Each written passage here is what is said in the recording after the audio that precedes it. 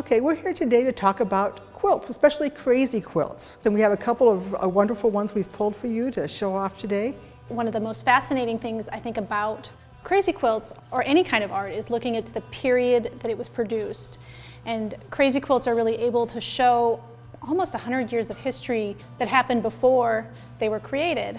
Probably the late 1800s into the early 1900s were their heyday, which is just after the Industrial Revolution.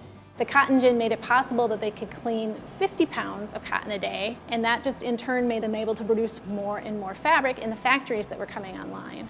Women of leisure would want to make crazy quilts that had the time to sit down and show off their stitching.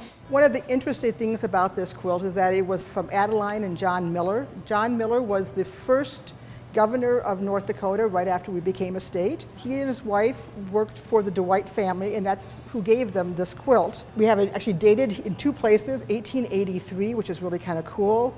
So it tells us a lot about kind of the personal history as well as the social history. One of the problems we see in silk crazy quilts, and actually even in silk clothing, is that over time the silk starts to degrade. Some of this is because of the processes they used. They added a lot of mineral salts to the fabric to give it that rustle that women wanted. When they were dancing, they wanted that beautiful rustle, and they have literally eaten away at the fabric.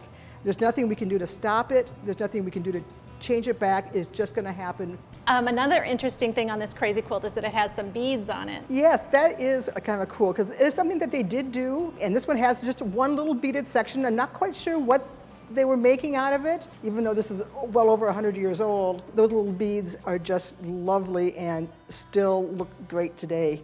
All right, so we're going to look at a quilt that was made in the 1920s, in 1929 that it's dated. This one is made of wools and cottons. It still retains a lot of the same design ideas that the earlier quilting does, and then as it became more and more popular, you have those women's magazines like the Ladies' Homes Journal that would actually publish crazy quilt designs, embroidery stitches, embroidery motifs that people could then use in their quilting, and these got distributed throughout the country. Crazy quilting really got popular when it got into magazines, and they would send out patterns, so you get a lot of the same similar floral patterns, but you also would get red work designs. Red work is just a type of embroidery where they'd use red thread on white fabric. And they would publish these things in the magazines. Women would get them and pass them around and use them. I mean, that was the internet of its day. This quilt was made by Alma Vanett. Her daughter, Lillian, came in to talk to us in 2021. She did have some information about some of the people whose names are on this quilt. Alma was living in South Prairie, which is up by Minot. Her husband, Cicero, had homesteaded in that area. She mentioned that Anna and Anne were actually the same person, and so why they got it twice, I'm not quite sure. This is definitely friends and people within Alma's circle who helped her with this quilt and got to have their names put on it. And because the stitching is different in the different names, one of the things that we can conjecture is that maybe they did their own name.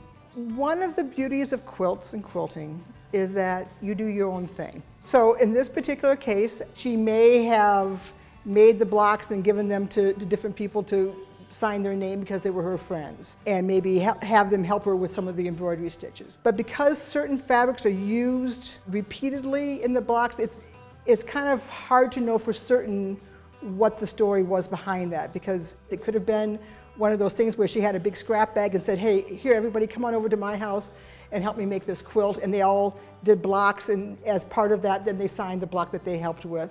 So we just don't know, and maybe never will know.